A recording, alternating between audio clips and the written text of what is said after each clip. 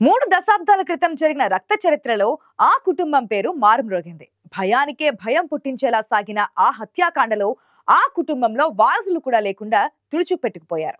అప్పటికే ఒక అధ్యాయం ముగిసిందనుకున్నారు. కానీ హఠాత్తుగా ఆ కుటుంబం నుంచి ఒక మహిళ వచ్చి నిలబడింది.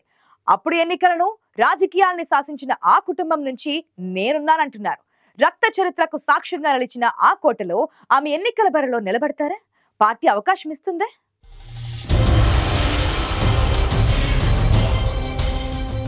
రక్త చరిత్ర ఈ పేరు చెబితే ముందుగా గుర్తొచ్చేది అనంతపురం జిల్లా. దాదాపు 40 ఏళ్ల క్రితం ప్రారంభమైన ఈ చరిత్రలో ఎంతో మంది చంపబడ్డారు. ఎన్నో కుటుంబాలు అనాథలుగా మారాయి. ఇంకా బాగా చెప్పాలంటే కొన్ని కుటుంబాలు కాలగర్భంలో కలిసిపోయాయి. ఇలాంటి కుటుంబంలో ఒకటే సాని చెన్నారెడ్డి కుటుంబం. 1985 కాలంలో ఎమ్మెల్యేగా పనిచేసిన ఆయన కుటుంబంలో ముఖ్యులు ఎవరంటే ఆయన 2 కుమారులే.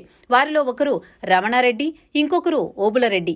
ఓబులరెడ్డి అంటే రక్త చరిత్ర సినిమాలో రామ్ గోపాల్ వర్మ ఎంత భయానకంగా చూపించారో అందరికీ తెలుసు. అప్పట్లో మాజీ మంత్రి పరిటాల రవీంద్ర, అలాగే గంగుల సూర్యనారాయణ రెడ్డి అలియాస్ మద్దెల చెరువు సూరి, ఓబులరెడ్డి కుటుంబాల మధ్య జరిగిన ఆధిపత్య పోరే ఈ రక్త చరిత్ర. ఈ బ్లడ్ హిస్టరీలో అన్ని కుటుంబాల వారు ఒకరినొకరు చంపుకున్నారు. ఇందులో ఎవరిది తప్పు, ఎవరిని ఎవరు చంపారన్నది పక్కన పెడితే అప్పట్లో పరిటాల రవి సీన్లోకి వచ్చిన తర్వాత గంగుల ఫ్యామిలీతో పాటు సాని చెన్నారెడ్డి కుటుంబం రెండూ కనుమరుగయ్యాయి.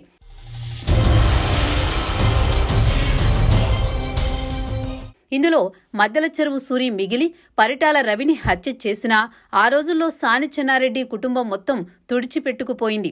ముందుగా చెప్పినట్టు ధర్మవరం, పెనుకొండ కేంద్రంగా సాని చెన్నారెడ్డి రాజకీయాలు చేసేవారు. వారి 2 కుమారులు రమణారెడ్డి, ఓబులరెడ్డి ఆయనకు అండగా ఉండేవారు. 1991లో ఎస్ చెన్నారెడ్డిని నక్సలైట్లు హతమార్చారు. వారు పోలీస్ దుస్తులు ధరించి అతని ఇంటిపై దాడి చేసి చంపారు. ఆ తర్వాత హైదరాబాద్లో కారు బాంబు సంఘటన తర్వాత జిల్లాలో వరుస హత్యలు జరిగాయి. ఈ క్రమంలోనే రమణారెడ్డి, ఓబులరెడ్డి సోదరులిద్దరూ హత్యకు గురయ్యారు. అయితే ఈ 2 సోదరులకు పిల్లలు లేకపోవడంతో సాని కుటుంబం వారసత్వమే లేకుండా పోయింది. దీంతో ఆ కుటుంబం మొత్తం కనుమరుగైంది.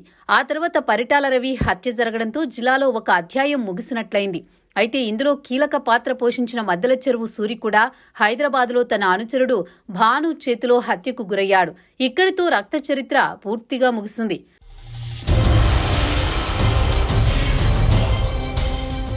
పరిటాల రవి వారసత్వంగా ఆమె సతీమణి పరిటాల సునీత, పరిటాల శ్రీరామ్ రాజకీయాల్లో కొనసాగుతున్నారు. ఇక సూరి కుటుంబంలో అతని భార్య భానుమతి ఉన్నా ఆమె రాజకీయాలకు దూరంగా ఉన్నారు. ఇక సాని చెన్నారెడ్డి కుటుంబం అంటే ఓబులరెడ్డి కుటుంబానికి వారసులే లేరు. అసలు ఇప్పుడు దాని గురించి చర్చించుకునేవారు లేరన్న సమయంలో అనూహ్యంగా సాని చెన్నారెడ్డి కుటుంబం నుంచి ఒక మహిళ తెరపైకి వచ్చారు. ఆమె ఎవరూ కాదు, ఆయన కుమార్తె సాని ఉమారాణి.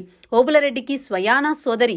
తండ్రి, సోదరుల వరుస హత్యల తర్వాత ఆమె కూడా కనిపించలేదు. తన కుటుంబంతో ఈ రాజకీయాలు, కక్షలకు దూరంగా వెళ్లిపోయారు.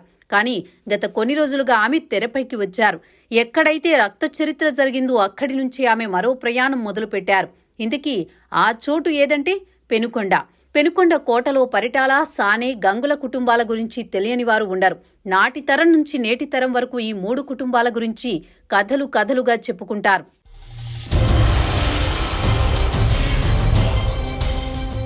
అయితే గతంలో మాదిరి హింసాయుత వాతావరణం ఇప్పుడు లేదు. కానీ సాని కుటుంబం నుంచి ఉమారాణి రావడం మాత్రం చర్చనీయాంశంగా మారింది. ఇటీవల కొన్ని యూట్యూబ్ ఛానల్స్కు ఇంటర్వ్యూలు ఇస్తూ తన కుటుంబం గురించి తప్పుగా చిత్రీకరిస్తున్నారని, తన సోదరులు రమణారెడ్డితో పాటు ఓబులరెడ్డి కూడా చాలా మంచివారంటూ చెప్పుకొచ్చారు. వారు నమ్మితే ప్రాణాలు ఇవ్వడానికైనా వెనుకాడరని అంటూ పాత రోజుల్ని గుర్తు చేస్తున్నారు. ఆమె పెనుకొండలో ఎంటర్ కాగానే ఆ పాత మిత్రులంతా ఆమె వద్దకు వచ్చారు. ఇటీవల పెనుకొండలో జరిగిన వైసీపీ కార్యాలయంలో ప్రారంభోత్సవానికి సాని కుటుంబం అభిమానులు ఎక్కువగా వచ్చారు. ఈ కార్యక్రమానికి విచ్చేసిన ప్రతి ఒక్కరిని ఉమారాణి ప్రేమతో పలకరించడంతో మరోసారి సాని చెన్నారెడ్డి, రమణారెడ్డి గుర్తుకు వచ్చారని అంతా భావోద్వేగానికి గురయ్యారు. ఆ సమయంలో ఉమారాణి చేసిన వ్యాఖ్యలు సంచలనంగా మారాయి. మా మీద ఇంత ప్రేమ చూపిస్తున్న అభిమానులకు, కార్యకర్తలకు రుణం తీర్చుకోవడానికి ఇక మీదట నేను పెనుకొండలోనే ఉంటానని చెప్పారు. ప్రతి కార్యకర్త సమస్య తీర్చడానికి అహర్నిశలు కృషి చేస్తానన్నారు. అంతేకాదు ఎల్లప్పుడూ అందుబాటులో ఉంటానని, అధిష్టానం ఆదేశిస్తే పెనుకొండలో పోటీ చేస్తానని బాంబు పేల్చారు.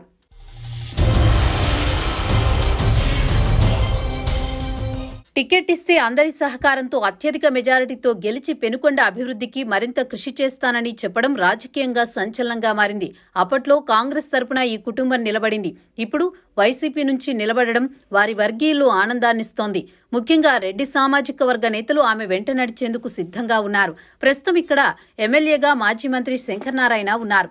కురుబ సామాజిక వర్గ ఓట్లు ఎక్కువగా ఉండడంతో గత 2 పర్యాయాలు ఆయనే ఎమ్మెల్యేగా పోటీ చేశారు. గత కొన్ని రోజులుగా సొంత పార్టీ వారే శంకర్ నారాయణను వ్యతిరేకిస్తున్నారు. అధిష్టానానికి ఫిర్యాదులు చేస్తున్నారు. మరోవైపు సిట్టింగ్ ఎమ్మెల్యేలను మారుస్తారన్న ప్రచారం కూడా ఉంది. పొరపాటున ఇదే జరిగితే ప్రత్యామ్నాయంగా సాని ఉమారాణి ఖచ్చితంగా అభ్యర్థిగా ఉంటారని వారి వర్గీయులు చెప్పుకుంటున్నారు. ప్రస్తుతం అంతర్గతంగా వైసీపీలో ఏం నడుస్తుందన్నది ఎవరికీ తెలియడం లేదు.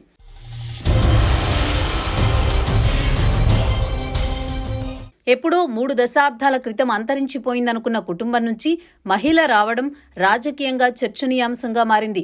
ఆనాటి రక్త చరిత్రలో భాగమైన సానే కుటుంబానికి మళ్లీ రాజకీయంగా అవకాశం ఇస్తారా లేదా అన్నది మాత్రం క్లారిటీ లేదు. జగన్ మదిలో ఏముందన్నది తెలియదు. కానీ సాని ఉమారాణి మాత్రం పెనుకొండలోనే ఉంటారని, ఇక్కడ కార్యకర్తలకు అండగా ఉంటారని స్పష్టంగా చెబుతున్నారు.